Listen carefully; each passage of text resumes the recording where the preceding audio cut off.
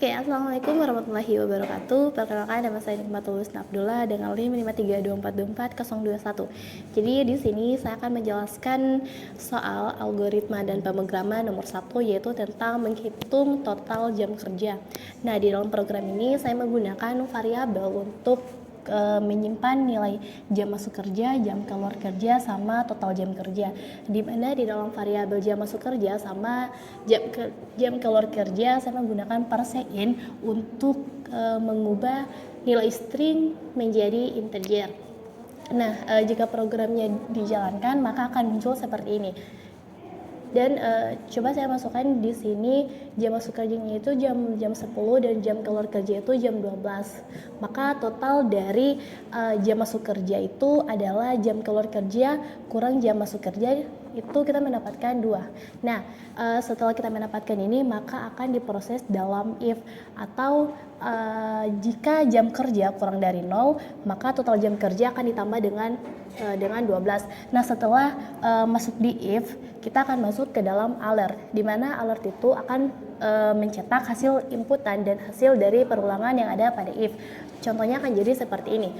Jika jam masuk kerja kita taruh 10 dan jam keluar kerja kita taruh 12, maka alert yang akan muncul seperti Anda masuk kerja jam 10, Anda keluar kerja jam 12, dan Anda bekerja selama 2 jam. Nah, mungkin cuma itu dari saya untuk soal nomor 1. Sekian, terima kasih. Baik, selanjutnya saya akan melanjut soal nomor 2, yaitu tentang menghitung total jam parkir sama biaya parkir. Sama seperti yang di soal nomor 1, saya juga menggunakan variabel untuk menyimpan jam masuk kendaraan, jam keluar kendaraan, total jam parkir, sama biaya parkir yang sebelumnya biaya parkir berjumlah 0.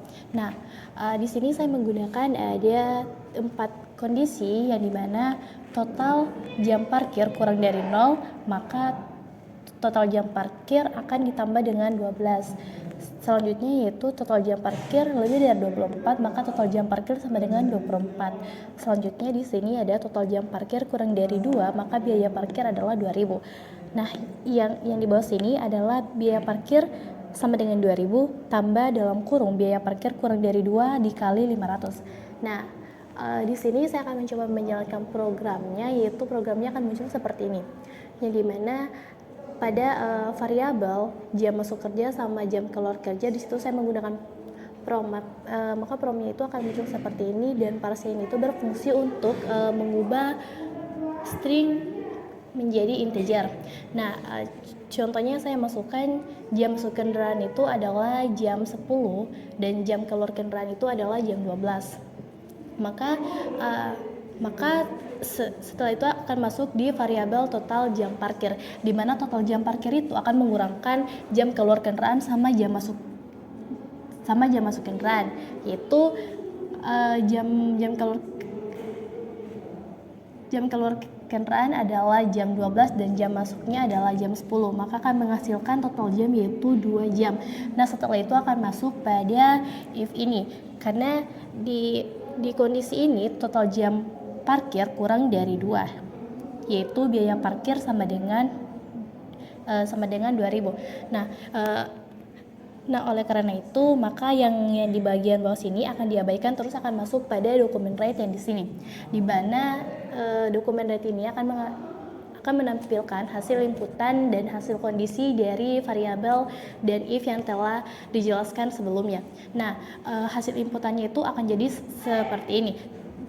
Jadi jam masuk kendaraan itu adalah jam 10, jam keluar kendaraan itu jam 12, dan kendaraan parkir itu selama 2 jam. Nah, untuk biaya parkirnya itu kita lihat pada if yang di bawah sini. Jadi biaya parkir dari jam masuk parkir jam 10 dan jam keluar kendaraan itu jam 12, maka biaya parkir berjumlah 2.000. Mungkin hanya itu dari saya. Sekian, wassalamualaikum warahmatullahi wabarakatuh, dan akan dilanjutkan soal nomor 3 oleh rekan saya selanjutnya.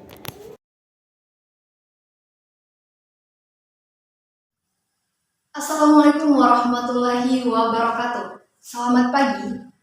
Saya Novita Sari dengan NIM 532424018. Kelas A Program Studi Pendidikan Teknologi Informasi, jurusan Teknik Informatika. Baik, pada kesempatan kali ini kita akan membahas soal nomor 3 mengenai program perhitungan diskon berdasarkan jenis barang. Nah, seperti yang ada di papan tulis ini merupakan programnya, terdapat beberapa variabel. Nah, pada variabel jenis barang, ini yang digunakan oleh user untuk menginputkan jenis barang apa yang akan mereka perlukan. Nah, karena pada program ini terdapat jenis barang A, B, dan C, yang dimana memiliki ketentuan diskon yang berbeda-beda. Nah, untuk prompt sendiri saya akan jelaskan.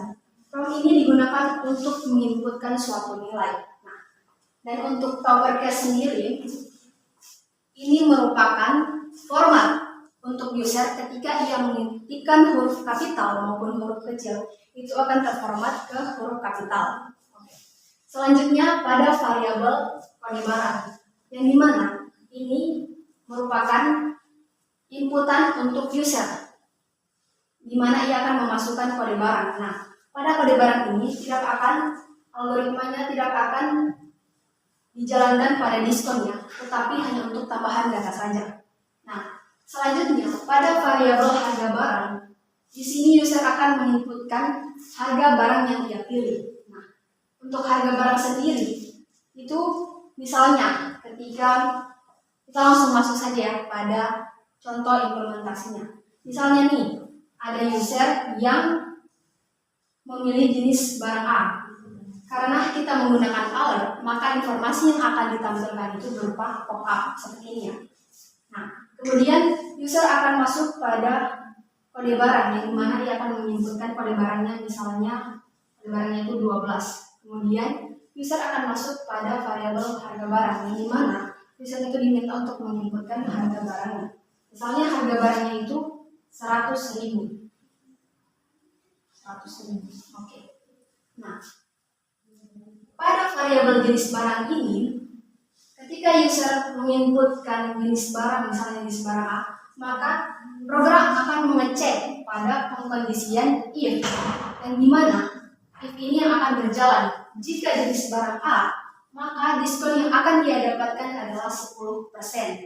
Nah, untuk harga barangnya sendiri, misalnya nih, user menginputkan harga barang dan sudah mendapatkan diskon 10%, maka program akan mengecek pada variabel harga setelah diskon. Nah, yang dimana harga setelah diskon itu harga barang 100.000 dikali diskon. Diskonnya 10% ya, karena membeli jenis barang A. 10%. Ini penulisannya 10% ya. 10 dibagi 100. Hasilnya 100.000. Kemudian dikurangi diskon. Kurangi diskon 10%. Maka hasilnya 90.000. Nah, pada program ini ia akan memanggil pada alert, yang dimana yang akan ditampilkan di pop-up itu adalah jenis barang, yang dimana jenis barang ini adalah A, kemudian mendapatkan diskon 10%, dan harga setelah diskon ini merupakan 90%. Jadi informasi yang akan ditampilkan adalah seperti ini. Jenis barang A, diskon 10%, harga setelah didiskon itu 90.000.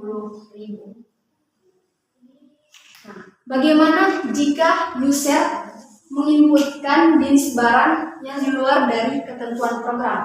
Misalnya di luar dari ketentuan program ini. Misalnya nih, si user menginputkan jenis barang D, maka program akan mengecek pada pengkondisian else, yang dimana pop-up akan menampilkan jenis barang tidak dikenal.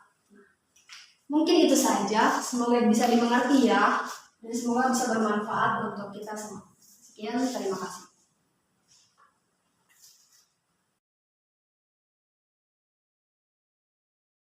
Halo, nama saya Kadek Duyanya Putra dengan NIM 5324-24015, Pendidikan Teknologi Informasi A. Saya akan menjelaskan soal tentang menghitung upah karyawan per minggu. Jadi di soal nomor 4 ini terdapat 5 variabel yang berisi tentang karyawan golongan. Ini untuk memasukkan jenis karyawan golongan yang ke 1, 2, 3, 4. Kemudian ada variabel jam kerja. Di variabel jam kerja ini user diminta untuk memasukkan jam kerja dalam seminggu. Nah, kemudian di variabel yang var upah per jam, upah per minggu, dan var jam lembur itu variabelnya di set awal 0.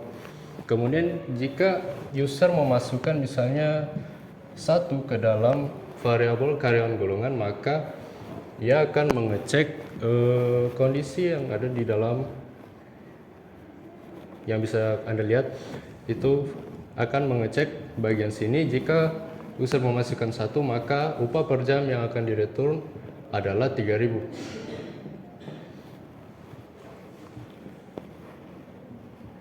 Kemudian akan masuk ke variabel jam kerja.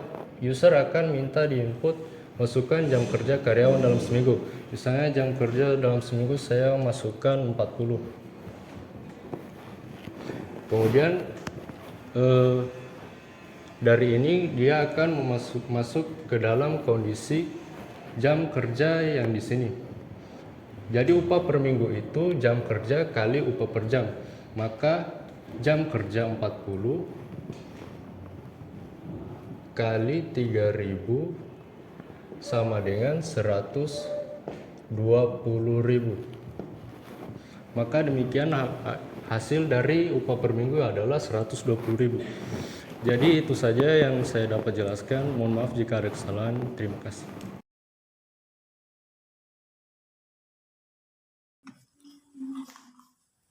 Oke, baik, selanjutnya kita akan masuk pada soal 5 yang membahas mengenai program perhitungan pembayaran listrik berdasarkan golongan dan pemakaian.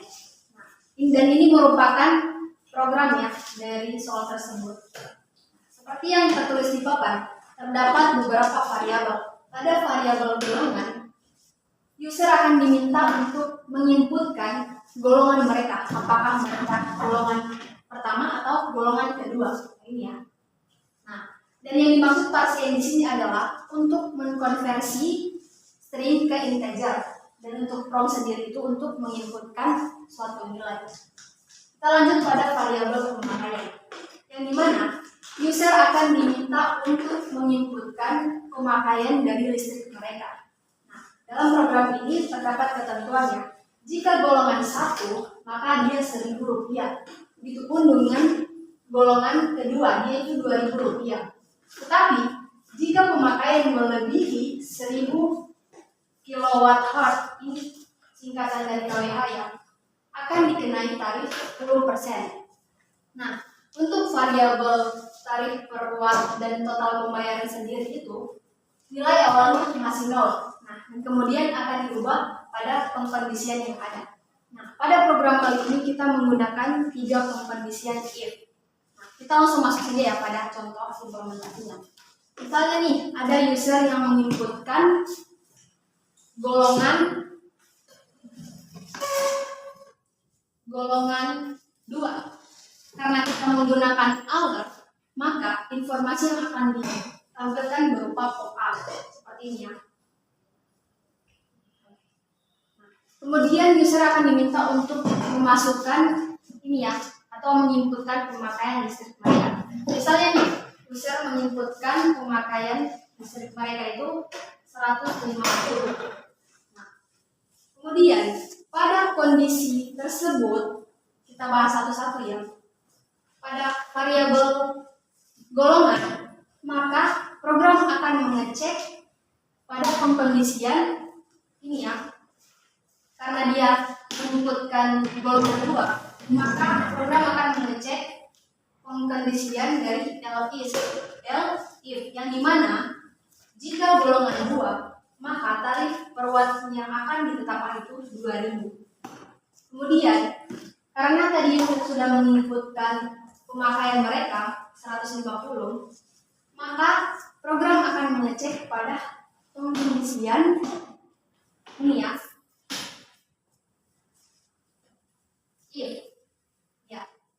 if yang kedua, yang dimana jika pemakaian kurang dari 100, maka total pembayaran 100 dikali tarif per watt. Nah, kemudian pada kondisi yang dimana total pembayarannya itu pemakaian dikali tarif per watt. Oke, kita lihat ini ya, karena tadi sudah menginputkan pemakaian, jadi pemakaiannya ini 150 dikali tarif per watt. Tarif per watt yang tadi yang dijalankan adalah ini ya, pada golongan kedua. Maka 150 itu dikali 2000. Hasilnya itu 300.000. Kemudian pada kondisi ini program akan memanggil alat yang dimana pop-up yang akan ditampilkan itu berupa golongan, pemakaian, dan total pembayaran. Jadi, program akan menampilkan pop-up berisi informasi berupa golongan, karena tadi user telah menginputkan golongan 2 ya, maka informasi yang akan ditampilkan adalah golongan 2, kemudian pemakaian 150, dan total pembayarannya itu 300.000. Ini informasi yang akan ditampilkan oleh program. Nah, bagaimana jika pada kondisi user menginputkan pemakaian melebihi 1000 watt? Nah, maka dia akan dikenai tarif 10% dan akan masuk pada pengkondisian di sini ya. Pengkondisian if yang ketiga, yang dimana total pembayarannya itu dikali 10%. Nah, mungkin itu saja ya tadi mengenai program penghitungan pembayaran listrik berdasarkan golongan dan pemakaian. Semoga bisa dimengerti dan semoga bermanfaat. Sekian, terima kasih.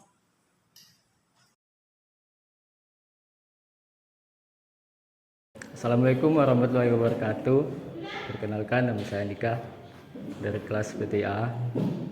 Baik, akan menjelaskan soal yang nomor 6, yaitu yang membahas tentang perulangan dan pengkondisian. Jadi yang pertama di sini ada variabel mahasiswa sama dengan 1, mahasiswa kecil dari sama dengan 6, mahasiswa plus. Maksudnya di sini adalah perulangan akan dimulai dari angka 1, kemudian perulangan akan tetap berjalan selama nilai mahasiswa lebih kecil atau sama dengan 6. Dan nilai mahasiswa akan bertambah sebanyak 1 kali pada setiap perulangan. Selanjutnya yaitu ada pengkondisian menggunakan if mahasiswa kecil dari sama dengan 3. Maksudnya di sini adalah jika nilai mahasiswa lebih kecil atau sama dengan 3, maka output yang akan ditampilkan yaitu lulus ujian. Kemudian di bawahnya ada else if mahasiswa sama dengan 4. Maksudnya yaitu jika nilai mahasiswa sama dengan 4, maka output yang akan ditampilkan yaitu tidak lulus ujian. Selanjutnya ada else yang ini akan menampilkan sisa nilai mahasiswa yang tidak muncul di pengkondisian yang ini, yaitu nilai mahasiswa nomor 5 dan 6. Maka output yang akan ditampilkan yaitu mahasiswa nomor urut 6 mengulang.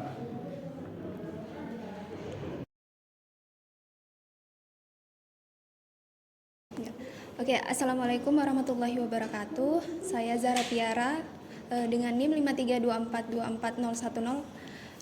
Dari kelas A, Pendidikan Teknologi Informasi, jurusan Teknik Informatika, akan menjelaskan soal nomor 7 tentang program yang menjalankan fungsi untuk menghitung penjumlahan, pengurangan, dan perkalian dari dua buah bilangan.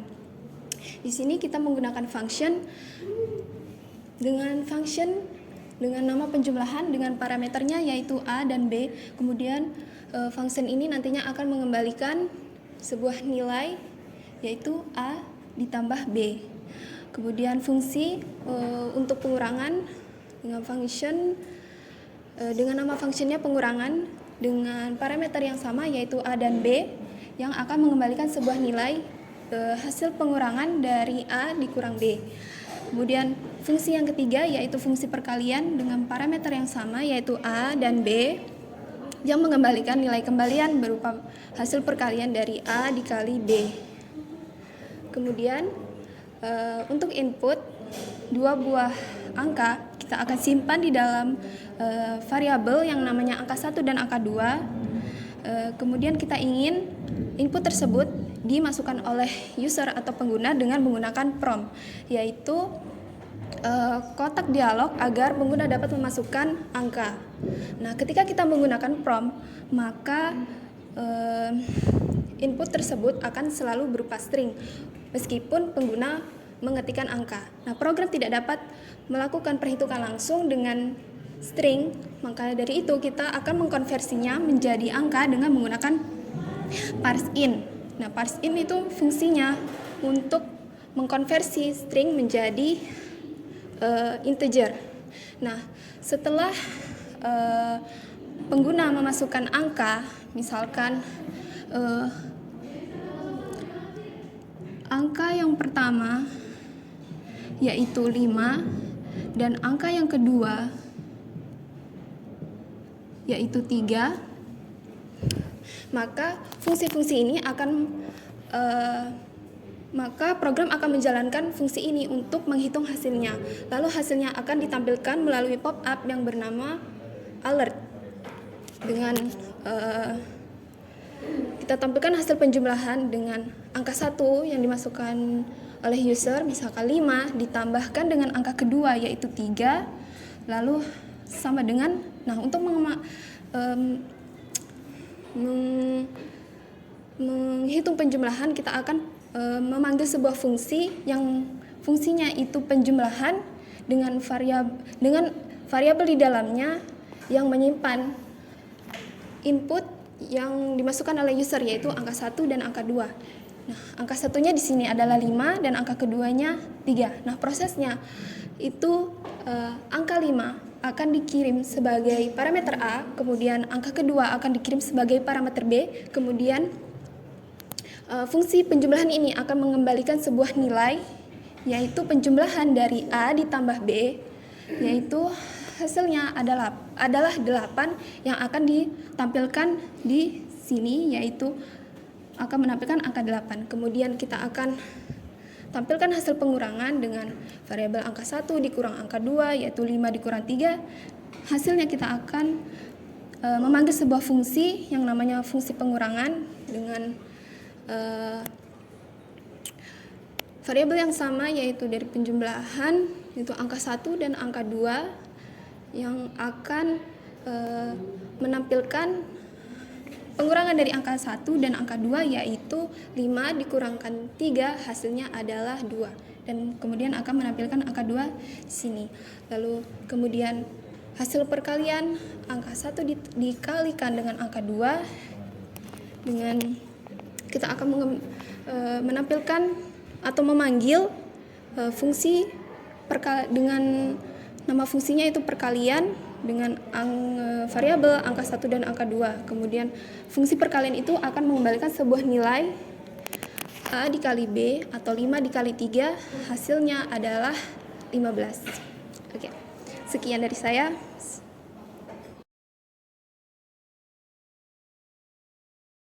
Assalamualaikum warahmatullahi wabarakatuh. Perkenalkan, nama saya Sabrina Salsabila Bonde dengan NIM 532424001 kelas A Pendidikan Teknologi Informasi. Di sini saya akan menjelaskan soal nomor 8 yaitu tentang variabel array dan total.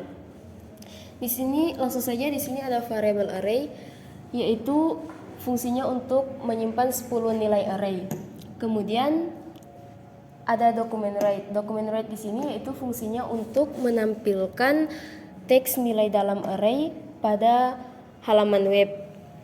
Lanjut pada for, yaitu di sini for berfungsi untuk mengulang var pada array. Lanjut pada document write. Document write di sini yaitu untuk menampilkan seluruh angka yang ada di dalam variabel. Var total di sini yaitu untuk menambahkan angka yang ada pada setiap variabel array. Lanjut pada document write yang di bawah ini yaitu untuk menjumlahkan seluruh angka yang ada di dalam variabel array. Sekian, itu saja penjelasan dari saya.